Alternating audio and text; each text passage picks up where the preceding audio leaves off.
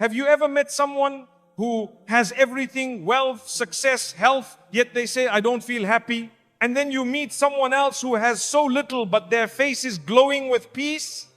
It makes you wonder, if happiness came from money, status, or comfort, then why do so many people with those things still feel empty? The truth is, happiness has its own laws, and if you break them, it slips away no matter who you are. Today, I want to share why your happiness disappears so quickly and how to keep it even in the middle of life's storms. My beloved brothers and sisters, one of the greatest reasons why your happiness disappears so quickly is because you are looking for it in a place where it cannot survive. We are living in a time where the world has mastered the art of selling us illusions. Everywhere you look, on billboards, in your phone, on your social media feed, you are told, this is what will make you happy. Buy this, wear this, go here, eat this. And naturally we start believing it. We say to ourselves, if I just had that car, if I could just travel to that country, if I could just wear that designer brand, then I will be happy. So we run, we work overtime, we spend beyond our means. We sacrifice our time, our health, sometimes even our relationships, all for that one shiny thing we think will finally make us feel complete. And the day comes, you get it, you buy it, you hold it in your hand, and yes, you smile, your heart races, you feel good. But then, what happens? A week later, that excitement is gone. A month later, it feels normal. And a year later, you're looking for the next thing to give you that same rush. My brothers and sisters, that is because material things give you a sugar high for the heart. Just like sugar in the body, it gives you a quick boost, but soon you crash, and the crash is worse than before. The truth is, your heart was never designed to be satisfied by material things. Allah created your heart in such a way that it will never truly rest until it is connected to Him. Listen carefully. You can own a palace, you can wear the finest clothes, you can drive the most expensive car, but if your heart is disconnected from Allah, there will always be a quiet emptiness inside you. Let me give you an example. How many times have you seen a celebrity, a millionaire, a famous influencer, someone who has it all, and yet you hear about their depression, their addictions, even their suicide? And you think to yourself, if I had what they had, I'd be happy. But clearly they are not. Why? Because happiness is not about what's in your hand, it's about what's in your heart. The Prophet Muhammad ﷺ said, richness is not having many possessions, but richness is contentment of the soul. What a powerful reminder. If you have a simple home, a simple meal, a simple life, but your heart is full of contentment, you are richer than the richest man who is drowning in greed. And here's something I want you to think about. When you chase material things, your happiness depends on something that can be taken away. Your car can break down. Your phone can get stolen. Your beauty will fade. But when your happiness is built on your relationship with Allah, nobody can take that away from you. Not a thief, not an enemy, not even time itself. So ask yourself honestly, am I chasing the gift or am I chasing the giver of the gift? Because if you chase the gift, it will eventually leave you. But if you chase the giver, the one who owns all happiness, the one who is ever living, then even when the gifts fade, your happiness will remain. My beloved brothers and sisters, do you know what one of the quickest ways to lose your happiness is? It's to stop being grateful. Gratitude is like oxygen for your soul. The moment you cut it off, the joy inside you starts to suffocate. And the sad thing is, many people don't even realize they've stopped being grateful. They still say Alhamdulillah with their tongues, but in their hearts they are constantly comparing, constantly wishing, constantly complaining. Let me tell you something. Happiness and gratitude are like two best friends. You cannot keep one without the other. The Prophet Muhammad, peace be upon him, told us in the words of Allah that if you are grateful, I will give you more. Imagine Allah Himself is promising that when you appreciate His blessings, He increases them. And when He increases them, your happiness grows. But here's the problem. We live in a culture of constant dissatisfaction. Think about it. You buy a new phone, you're excited, and 2 weeks later you see someone else with a newer model. Suddenly you're no longer happy with yours. You move into a bigger house, you're thrilled, until you visit a friend's home that's even bigger. You're smiling when you see your salary until you find out what your colleague is earning. And just like that, your joy fades. Why? Because instead of looking at what you have, you're staring at what you don't have. Instead of counting your blessings, you're counting someone else's. My brothers and sisters, gratitude is not about ignoring your struggles. It's about recognizing your blessings despite your struggles. You can be going through difficulty and still find things to thank Allah for. In fact, the people who master gratitude in hard times often have the deepest happiness. I remember once visiting a family living in a tiny rundown home. Their walls were cracked, their furniture was old, and they didn't even have enough chairs for everyone to sit. But their faces, bright. Their smiles, genuine. And every time I spoke to them, they would say, Alhamdulillah. I asked them, how do you stay so happy? They said, Allah has given us enough to survive, enough to pray, and enough to smile. What more do we need? Subhanallah. Meanwhile, many of us are surrounded by luxury and still cannot sleep at night.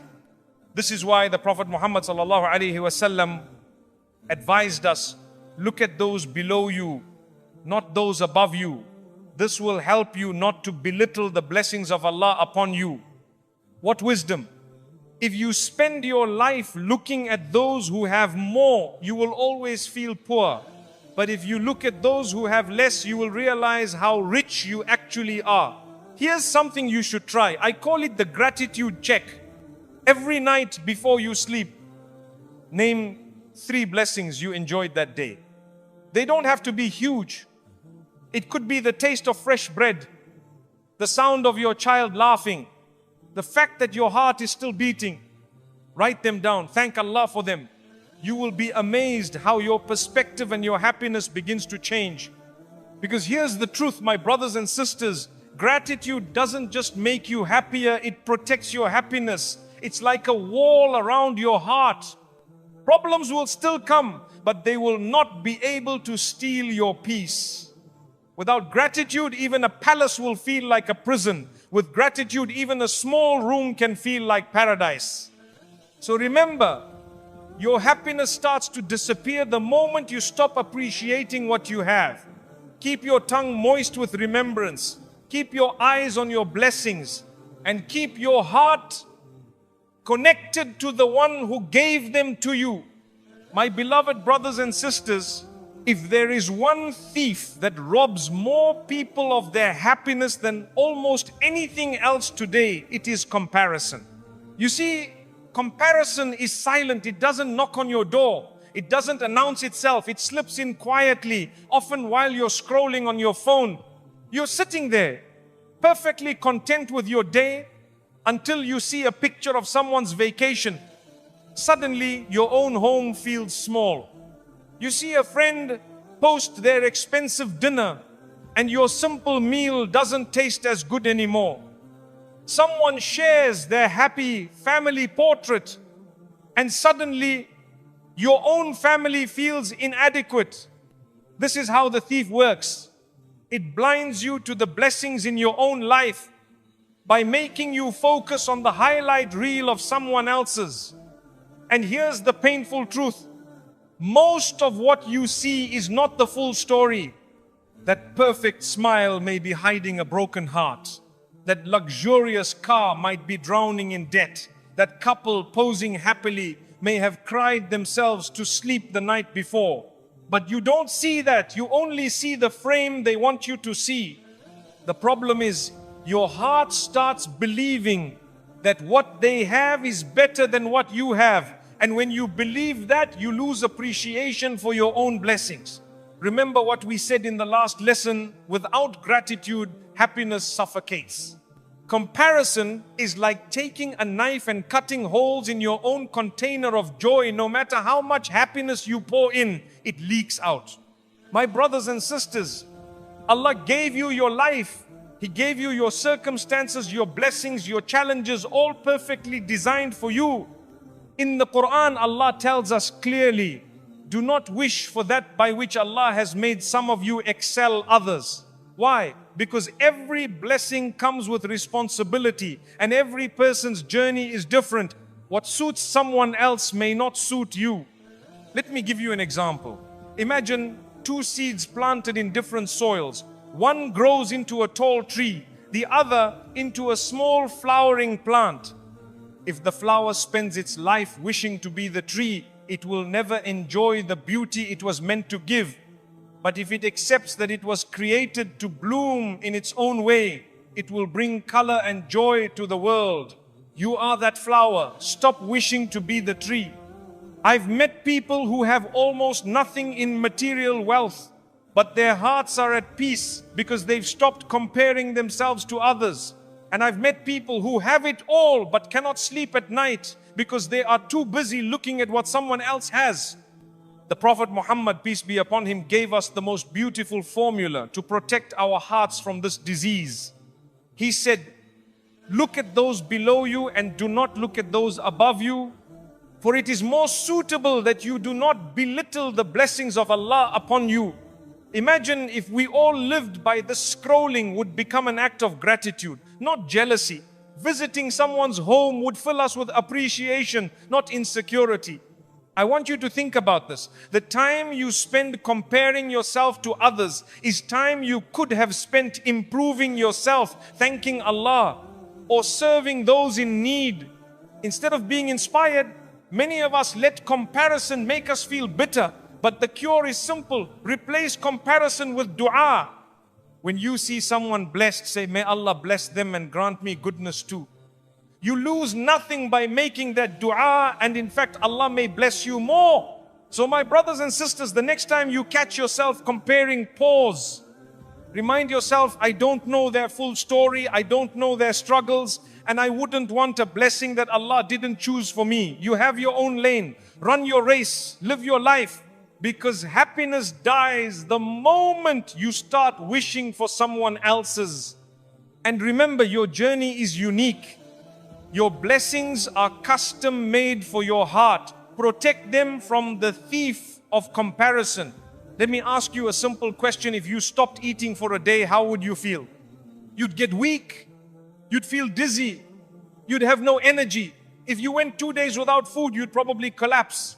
Now let me ask you this. How many days have you gone without feeding your soul? You see, we are very good at looking after our physical needs.